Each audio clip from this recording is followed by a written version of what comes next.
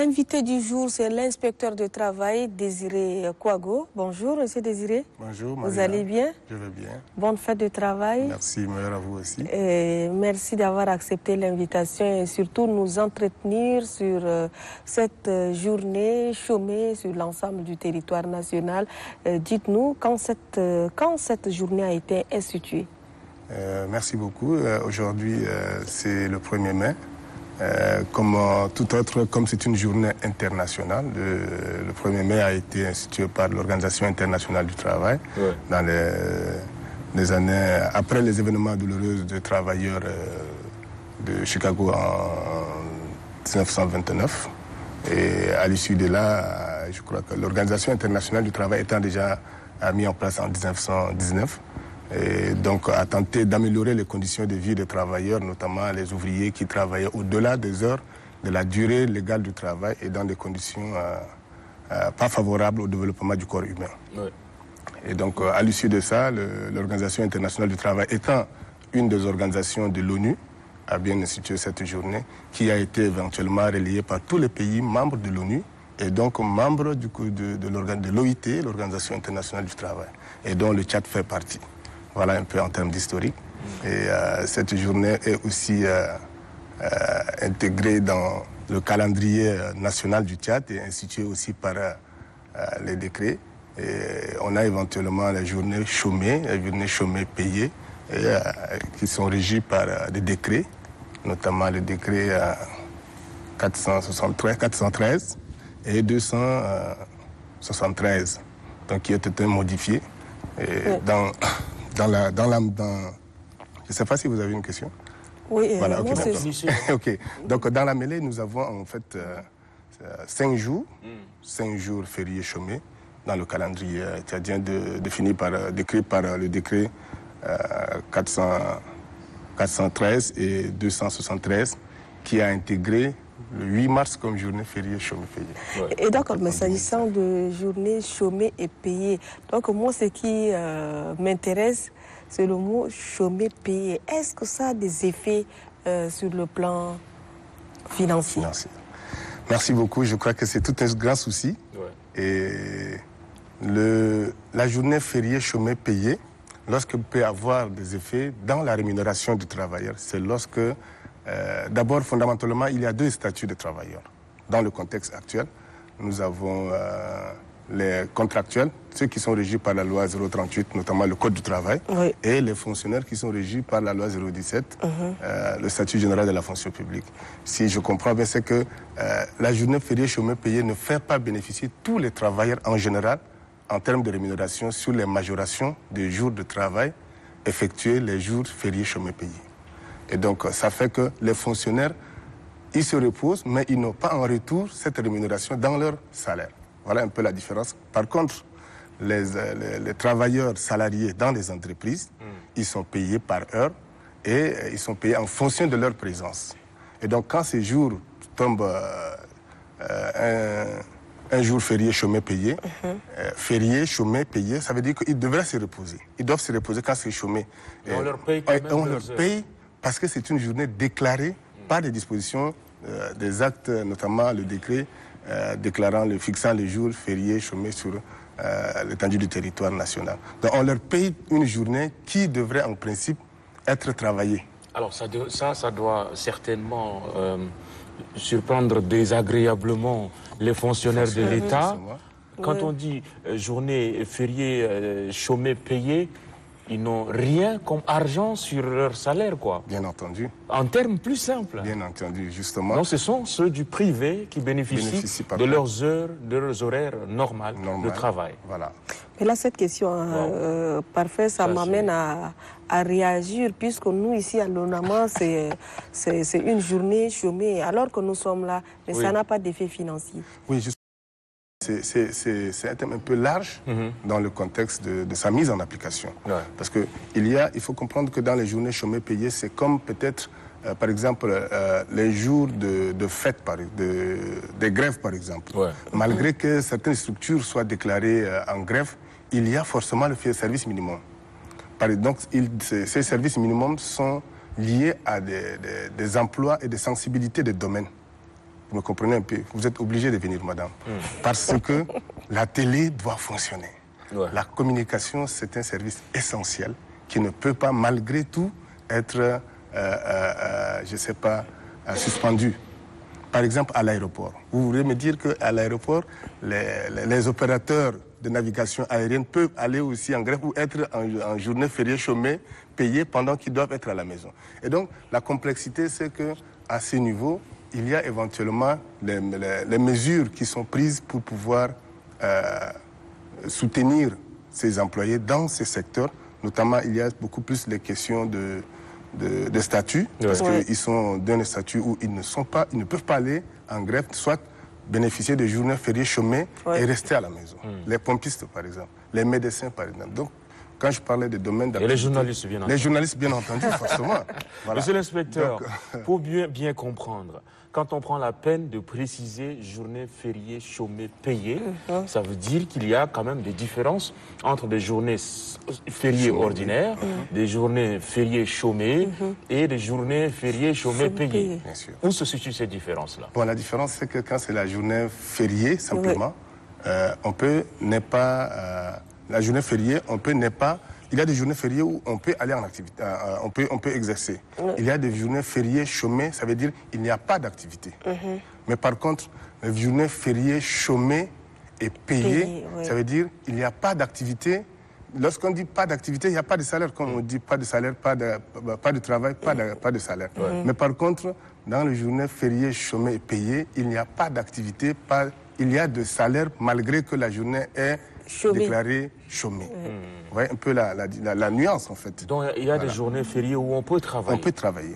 C'est là où on dit chômé. Quand c'est chômé, c'est resté à la maison. C'est libre, voilà. Mais quand c'est férié, seulement... Malgré qu'ils soient à la maison, il faut le chômé, on travaille. Voilà. Si jamais vous avez été dans une journée chômée, vous ne pouvez pas avoir une rémunération parce que vous n'êtes pas allé en activité. On vous fait reposer. Mais par contre... Mais le sens même de férié, c'est quoi? Bon, le férié, c'est une journée légalement reconnue. Une journée fériée, c'est une journée légalement reconnue fériée. Parce que c'est pas forcément par une appellation, mais je crois que les dispositions de texte obligent l'État à le déclarer. Ça ne se dit pas verbalement.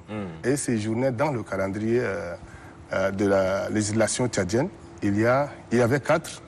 Je crois que le dernier, c'est le 8 mars qui avait été déclaré, je crois, le 7 mars 2019, comme je comptais parmi les journées fériées, chômées, payées. Donc ça nous fait 5 jours dans l'année qui sont déclarés fériés, chômés par décret.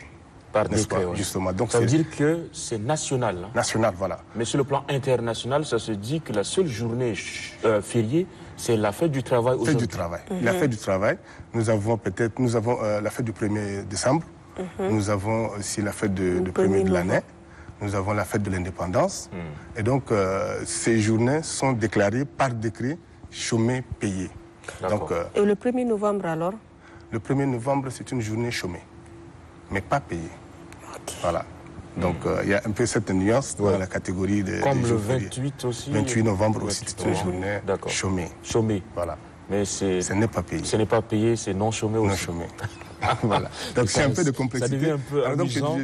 Comme je disais, éventuellement, il y a dans la catégorie des activités où certaines structures sont contraintes de légaliser, de rendre formelles ces rémunérations supplémentaires par rapport au contexte de leur activité. Il y a les conventions d'entreprise qui régulent cette question de jours de travail fériés chômés qui devraient être en principe des jours de repos mais payés.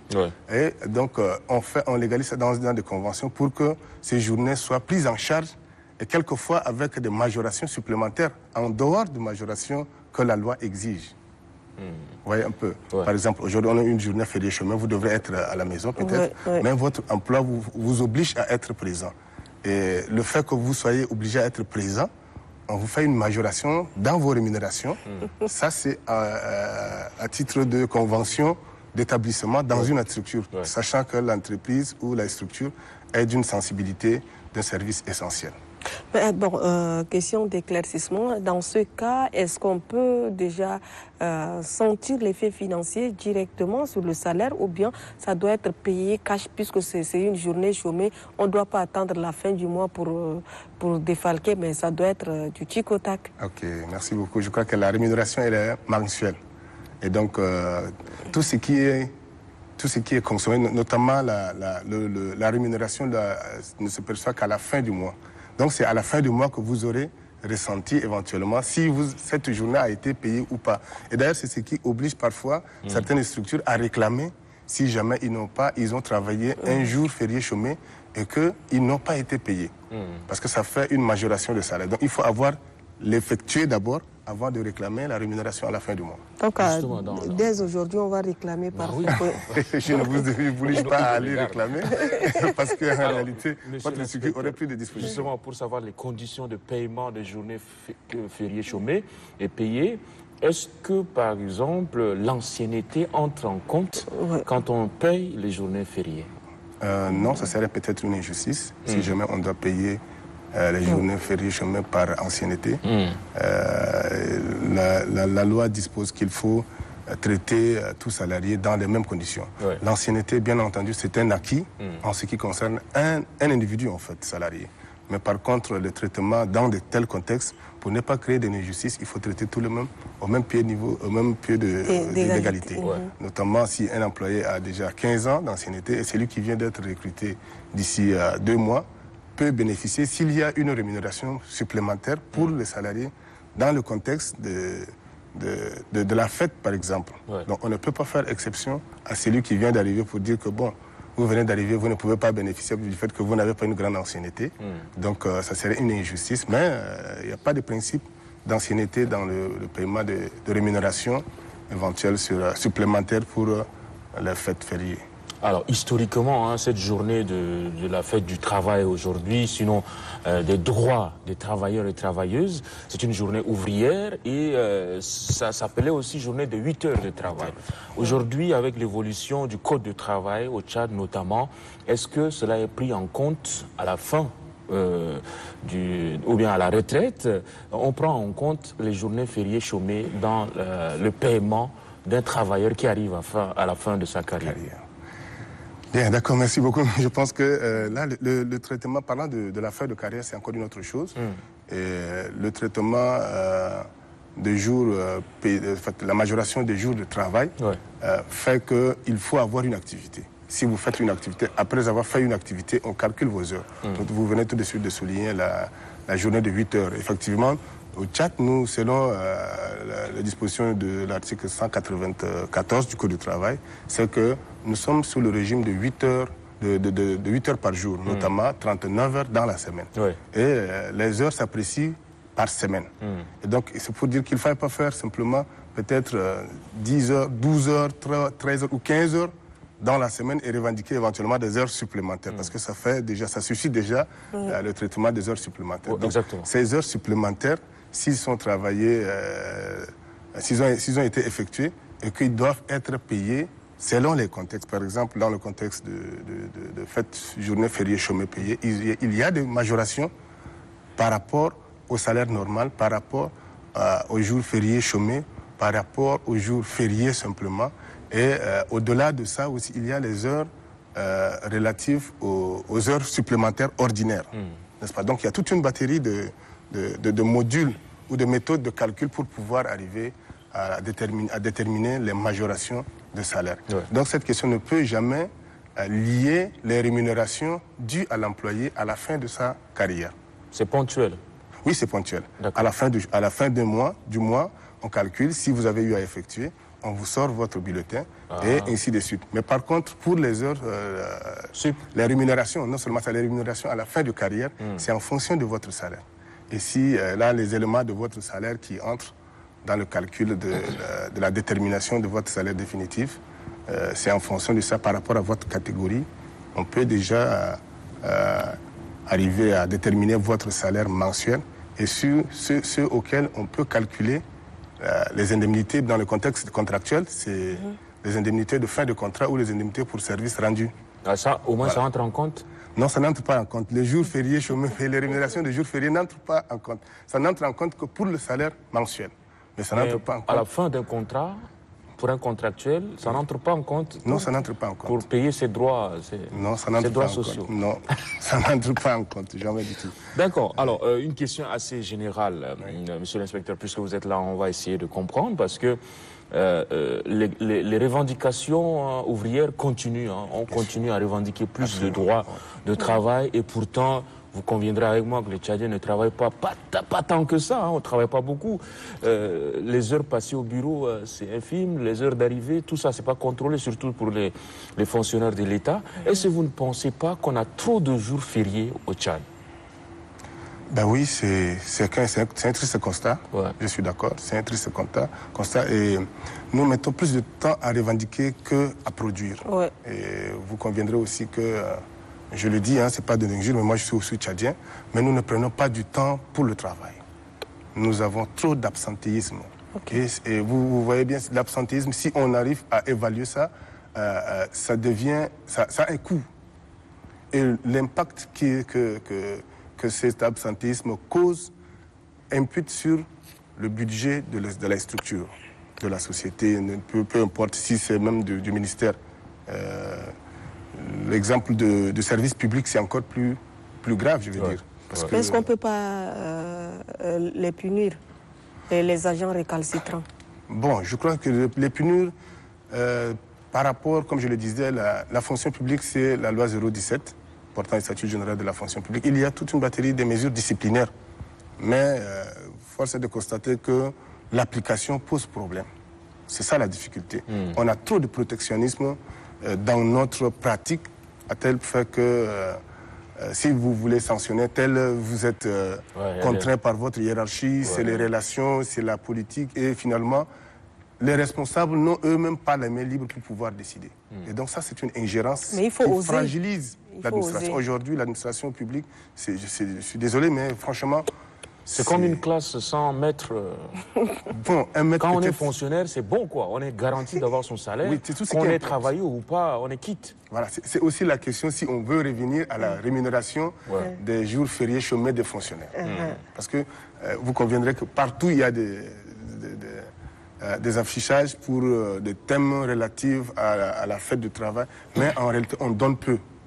On donne peu et on réclame beaucoup. Et dans le contexte privé, c'est vrai qu'aujourd'hui, peut-être au niveau du privé aussi, cet absentéisme, cette irrégularité, non-respect des textes et des disciplines a déjà contaminé le privé.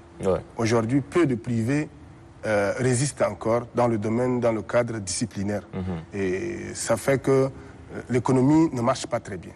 Si on veut vraiment que l'économie bouge, il faut que tout le monde se mette et dise que j'ai des heures de travail.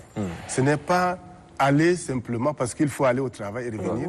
Et vous verrez qu'à partir de 12h, 13h, vous ne verrez plus personne dans un bureau. Dans les bureaux. Et donc, donc ça impacte déjà sur le privé.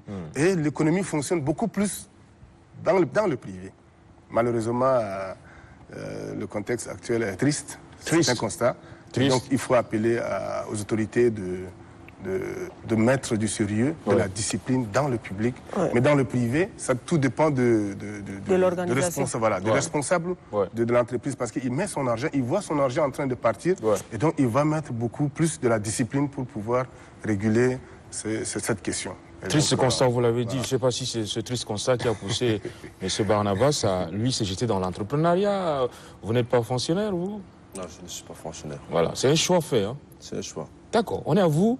Merci beaucoup, monsieur l'inspecteur, de nous éclaircir sur les journées fériées chômées. C'est très, très important. Merci. Même nous, ici, on a beaucoup appris. Ça nous a rendu beaucoup moins ignorants. Et donc, bonne fête du travail à vous. Merci. On va se tourner vers monsieur Barnabas. Merci. Et c'est la rubrique entrepreneuriat.